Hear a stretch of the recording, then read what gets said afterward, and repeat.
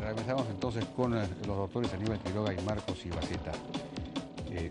Marcos Ibaceta señala que, bueno, Sendero ha ido ganando las batallas políticas y jurídicas, está consolidando una posición en este terreno. Una pregunta concreta dentro de eso. ¿Tiene derecho una persona como Abimael Guzmán, digamos, un preso, a escribir un libro y publicarlo así libremente? Tiene derecho a escribir lo que quiera, pero no a publicarlo. Y menos a publicar hechos por los cuales ha sido condenado, porque esos hechos han sido calificados como delitos y han constituido delitos que nos ha sumergido en zozobra por más de 2 décadas, con una destrucción terrible y asesinatos que allí sí no se emplea el tema de lesa humanidad, ¿no? Y aquí sí yo rescato el prestigio de los militares, porque se han metido a un conflicto que no conocían. Y se han cometido excesos, pero a la Fuerza Armada se la ha tratado de tan mala manera, y ahora este señor, que desató un mar de destrucción, tiene una plataforma propagandística, pero que va en 2 sentidos. El primero, a consolidar su liderazgo en Sendero Luminoso y legitimarse ante sus seguidores, con un mensaje aparentemente pacífico para la sociedad peruana, que los suyos intervengan en la actividad política. La actividad política en estos momentos no nos ha mostrado dirigentes intransigentes, radicales, que conducen masas populares, cuya herramienta de confrontación con el Estado no es la muerte de policías, no es la violencia que la que hemos vivido en la época del terror. ¿A qué actividad política se estará refiriendo Abimael Guzmán en este libro? ¿A qué participación política? En segundo lugar, si cuestiona las acciones del BRAE es porque Feliciano zanjó con él y le enrostró que él se la daba de sibarita en la ciudad mientras ellos se morían. Pero ¿acaso no puede ser un movimiento táctico cuando se tienen bolsones de acción militar para ganar tiempo en esta actividad política y reactivar escuelas populares, otra vez reestructurar su organización, y cuando la tenga políticamente fuerte, todo lo que es político se convierte en militar? Y nosotros inocentemente estamos discutiendo ahora el contenido de un libro, el Estado reacciona instintivamente denunciando por apología al abogado, y no se ha hecho mayor investigación, pero es como sentirse inerme en cuestiones de seguridad interna. El Estado no está actuando coherentemente en una política de seguridad. Estamos reaccionando. Y claro, así es fácil que venga la manipulación de donde venga. El libro ya está en circulación. Y fíjese, no nos importa discutir cómo ha salido el bendito libro, quiénes tienen la responsabilidad, qué han hecho los custodios. Ahora hablamos de derechos fundamentales para que alguien predique sobre hechos por los cuales ha sido condenado. Bueno, pues yo le estaba mencionando que Rudolf Hess ha tenido ese derecho seguramente para contar todas sus atrocidades como nazi, ¿no? Y después decir, no, yo soy el bueno, pero ahora quiero cambiar y quiero que me perdonen porque yo perdono a los militares que me han combatido. Estamos en el ridículo más grande, estamos discutiendo el contenido del libro precisamente siguiendo el juego político que nos está marcando Abimael Guzmán. Claro, una pregunta ahí, como usted dice, es cómo así se permitió la salida de estos textos, etcétera, ¿no es cierto? Porque además ahí hay facsímiles en el libro escritos de puño y letra de Abimael Guzmán, es decir, han salido. Pero es que no hay cómo impedir que salgan porque son parte de la defensa de una persona en un juicio.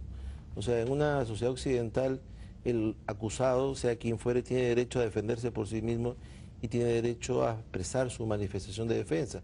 Si eso se le entrega al abogado y eso es parte de una pieza que está en el expediente, pues no hay cómo impedir que esto salga. Además, la Constitución establece que hay libertad de pensamiento y opinión mientras no constituye esto un delito. Lo que está por determinar es si constituye un delito. Pero creo, y en eso coincido con Marcos, que esto es solamente la parte superficial del tema. La parte importante es saber qué va a pasar con la vida política de lo que queda de Sendero. Cuando se plantea la amnistía, se está diciendo hay que ingresar a estas personas a la vida política a 2 años de las elecciones. Más o menos como ocurrió con el M-19 en Colombia. Pero es que el M-19 renunció a la violencia y renunció a las armas y efectivamente se ha reinsertado. No parece ser que fue el caso de Sendero. No, Sendero no ha expresado que renuncia. En ningún momento. Yo creo que están larvados y cuando se reinserten en la vida política, otra vez va a haber la violencia y la lucha armada como una expresión de política, porque es lo que saben, lo único que saben hacer. Es más fácil matar que concertar, es más fácil aplastar que conciliar, ¿no? Es más fácil. Por eso es que Abimael dice, yo estoy preso y acabó el partido, porque no existe el concepto verdadero de lo que es una democracia, ¿no? Ese es el gran problema. ¿Qué va a pasar con nuestra vida política si es que este germen del mal, que no ha terminado todavía, pretende germinar dentro de nuestra sociedad política de cara a nuestras futuras elecciones? Bueno, y de hecho hay ya varias organizaciones que empiezan a respaldar este comunicado, ¿no?, de llamado a amnistía general, etcétera.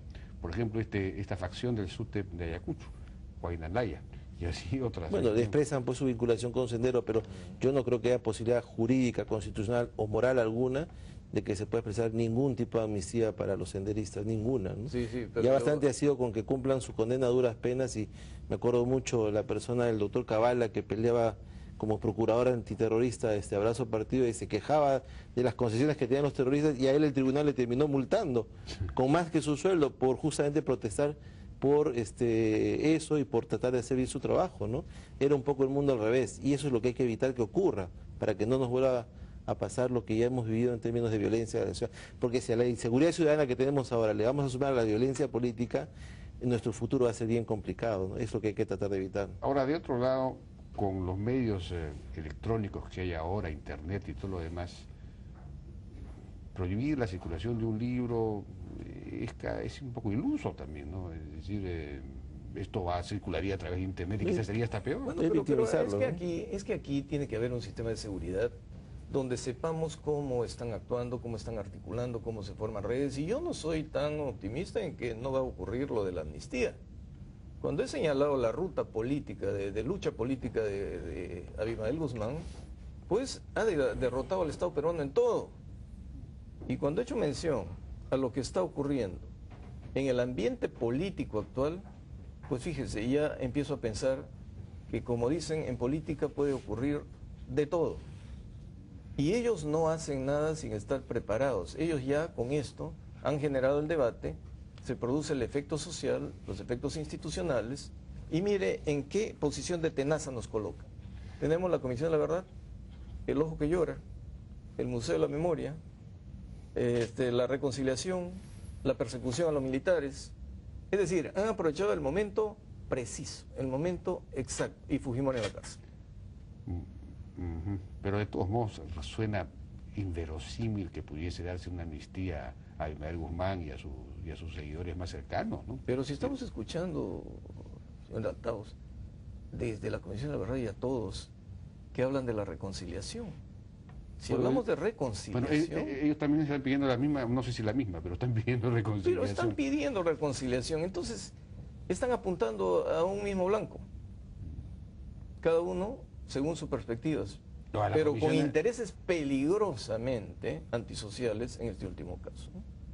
No, yo creo que la reconciliación ha apuntado a otra cosa, ¿no?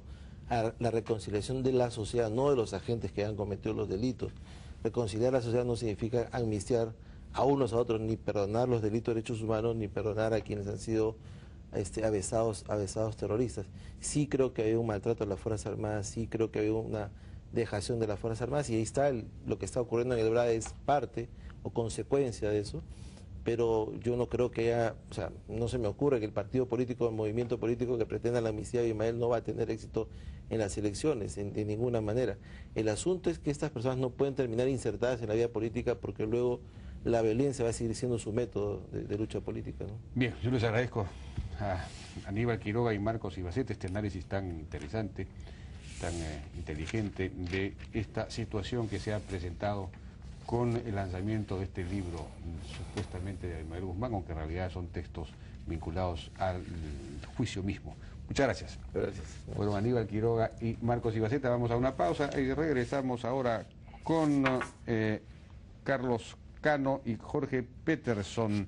Ellos son de la Organización Mundial del Consumidor, pero tienen una propuesta sobre educación sumamente interesante para generar todo un movimiento de niños por la defensa del planeta, me parece que se llama. Regresamos.